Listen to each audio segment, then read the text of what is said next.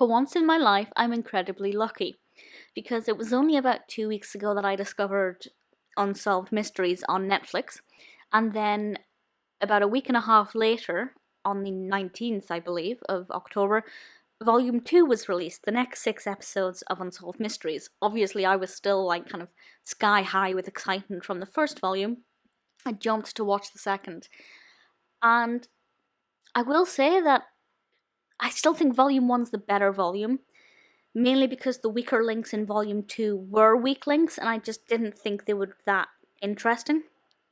There were 2 cases in this that I didn't really care too much for, but the other 4 were actually really good.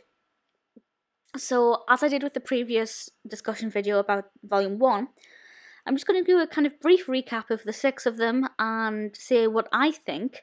And the purpose of me doing this video is not to share my own views, it's more so to invite people to share their views with me, because I'm really interested to know what theories other people have. So the first one, there will be spoilers in this if you haven't seen the cases, so please do watch it first, and I definitely thoroughly recommend you do. 6 episodes, I think the shortest one's 35 minutes, and I think the longest one's like maybe 50 minutes. The first episode, Washington Insider Murder. I mean, this was a fantastic case to start with because I was hooked. The description from IMDb for this one is as follows. Police find the body of former White House aide Jack Wheeler in a landfill. Security footage captures strange events in the days leading up to his death. So basically, this person who was a former White House aide turns up dead in a landfill. And they have some security footage of his whereabouts in the hours before, but there's no footage of, any altercations or him interacting with anybody. He's walking around with one shoe on at one point. He loses his briefcase. It's very baffling. There are so many elements to this case that just don't make too much sense when you watch it, which is the point. I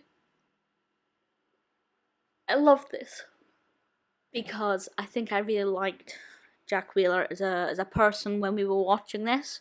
I did feel sorry for him. After each of these cases, by the way, I did go onto Google and do a little bit of Googling to see if I could find anything else out. In most of the cases, there were elements omitted. And in this one, it definitely didn't touch upon the... if you remember, there were smoke bombs set on the construction site across the road in the house that was being renovated, and how Jack's phone was there. The documentary never actually looked at that. It never really looked into why that was the case. It did a tiny bit, but if you Google it, there's a lot more theorizing around that. I would love to know what happened to him. It's a difficult one. I don't have any theories. Normally with these I will have a theory, but with this one I do not. So if you have theories, please do let me know. But for the most part, I just really enjoyed the episode, and it's heartbreaking. The next one is very interesting, very fascinating. A death in Oslo. So a woman checks into a 5-star hotel in Oslo. She doesn't have to show a credit card, she doesn't have to show ID. The next thing, she turns up dead in her hotel room after being shot in the head. I was 100% convinced that it was suicide. I think even by the end of it, I was still of the mindset that she'd taken her own life. But when the forensics started talking about the fact that the way she was holding the gun wouldn't really work because it would bounce back and there was no blood splatter on her hand or anything, I did think, well, alright, maybe it wasn't. But then it's also very weird, why would she have all of the bullets in her suitcase? Unless she was an assassin or, she was undercover for some reason. There's so many questions, and absolutely no answers. The fact that we don't even know her name is, that makes this exceptionally difficult. The fact that there's the assumption that she's from Germany, but maybe she hasn't lived there in many years. I don't know. There's obviously there are a lot of questions. This one, so desperate to know the answer to this one because there are no answers to any questions at all. And I just don't understand why her family would not come forward. I think somebody in the documentary did say, well, actually, if she was working privately undercover, then her family would be consulted and kind of compensated, I guess, on the quiet, so the family wouldn't come forward. But I don't know, if you have any theories, I'd be very happy to hear them. I'm still, if I had to kind of say one or the other, I'd still go with suicide, but it's difficult. The third one I wasn't really that bothered about. This is Row Fugitive. And the description is as follows. Given a furlough to go Christmas shopping in 1973, a convicted killer escapes. Police have come close to apprehending him but believe he's still at large. First of all, why would they let a convicted killer loose, well, maybe loose isn't the right word, but free to go Christmas shopping? I know this was the 70s, I know it was a different time, but what are you doing? Are you kidding me? If it was somebody who'd just maybe broken and entered and nobody had actually got hurt, fair enough maybe, but a killer, that's bonkers, that's mental. And is he still at large? This was the 70s, talking nearly 50 years ago, so he'd be at least 70 now.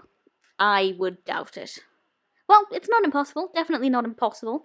But yeah, I just think the documentary wasn't very well presented. We did get to find out about the murder that was committed, and that was slightly interesting, but it wasn't really that detailed. And then, obviously, because he just went shopping and then went missing, there isn't really too much information to give us. There's not much to go on, so I just thought this one was a very flat episode with not really very much going for it.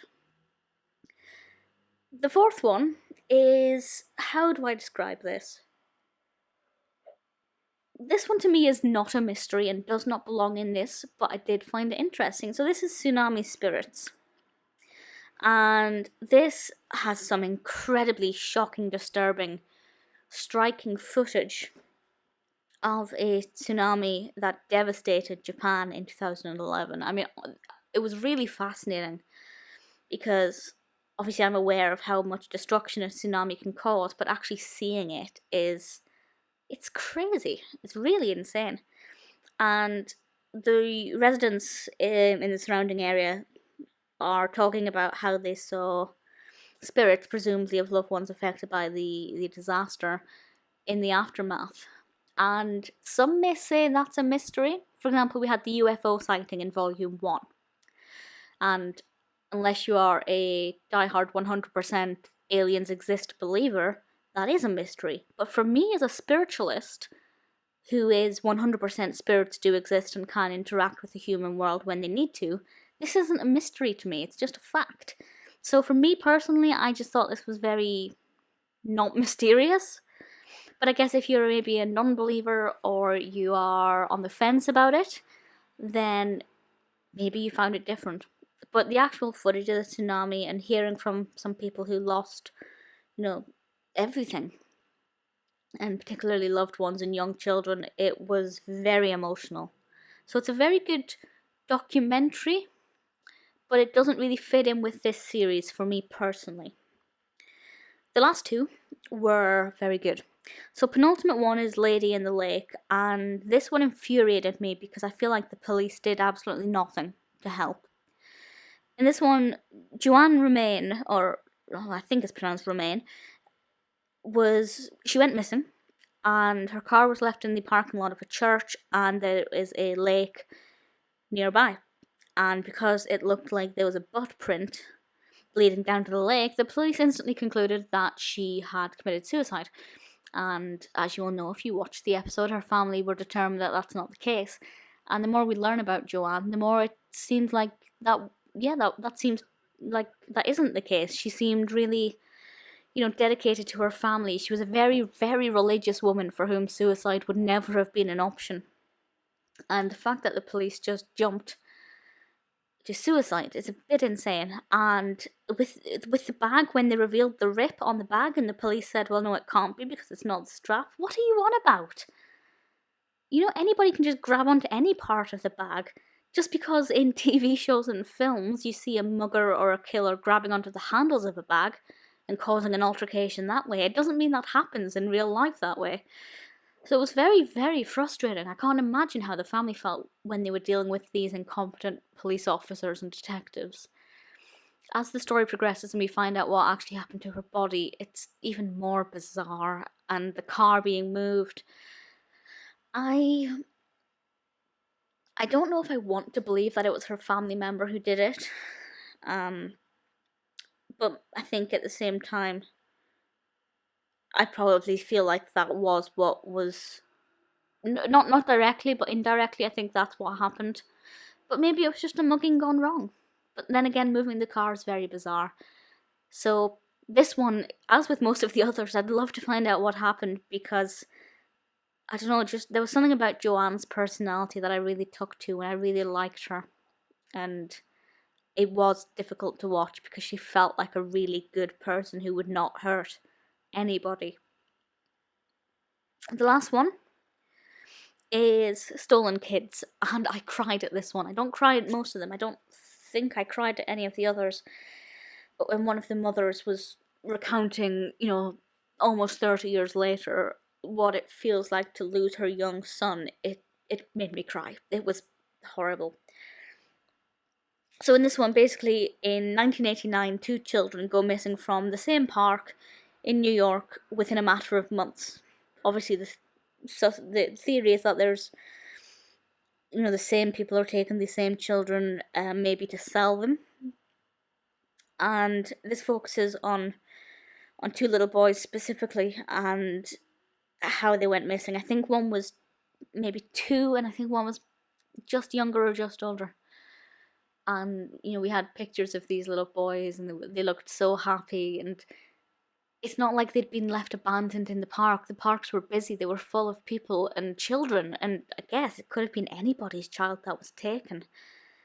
Maybe initially, when it was just one child, there could have been a familial connection or something, or anybody who knew the child. But obviously, by the time you get to the second child, that's less likely. And what I personally found more scary about this is that the park, if you saw the episode, it's surrounded by tenement blocks, massive tall buildings with probably hundreds of families inside of them.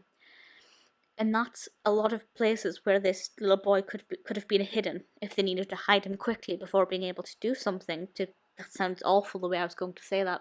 Before being able to transport him to wherever they were going to take him. It's brutal. It's very emotional because the children were so young, and the fact that neither of them have been found. It's kind of a good thing that they think that these children were being sold to people who couldn't have children. I like that they're going with that, because that's probably the way in which a parent can have the most hope. Because if they were being sold for a sex ring or for, trafficking or anything else, it would have been awful. And I feel the same way with like Madeleine McCann. Everyone says, well, by now she's obviously no longer alive. But I like to think that she was kidnapped to be sold to somebody who couldn't have children. Because at least that way these children as well could have been cared for and loved as if they were that person's own child. So they may be healthy and well, they just, they need to be reunited with their actual family. I hope that's the case here, and I hope that they are reunited. My hope, and what I think would be the best case scenario here, is that one or both of these boys actually watch this documentary and that they recognise the situation. That would be absolutely amazing, and I hope that happens. So, in all, I absolutely loved the episodes. I love that we started with Washington Insider Murder. I think we could have ended with Lady in the Lake and put Stolen Kids before it, but 6 and 2, really. The highest rated one on IMDb just now is Stolen Kids with 7.5 out of 10. The lowest rated is Tsunami Spirits with 5 out of 10, and I completely agree. That for me was... it just didn't feel like it belonged there. Has anybody left any comments in the reviews, or is it just a rating? The first one 6 stars. Somebody left the review. This episode is a bit out of place. And as a religious person, I can understand and believe the part about the spirits. So, yeah, what's the mystery here that remains unsolved? Yep, exactly the same as me. That was from Adam Drogue on IMDb. Completely agree there. It's not a mystery. Not for me. But let me know your thoughts on that episode if you liked it, or if like me and that reviewer, you just think it wasn't really a mystery. But in all, another really great volume. I hope they do a third volume. I absolutely love the series. I love the first volume, love the second. Please do a third one, and please do more, and make some of them longer. Absolutely phenomenal. Definitely watch both of them. If you have a favourite episode out of both seasons, let me know. You will be hooked. You will not be disappointed.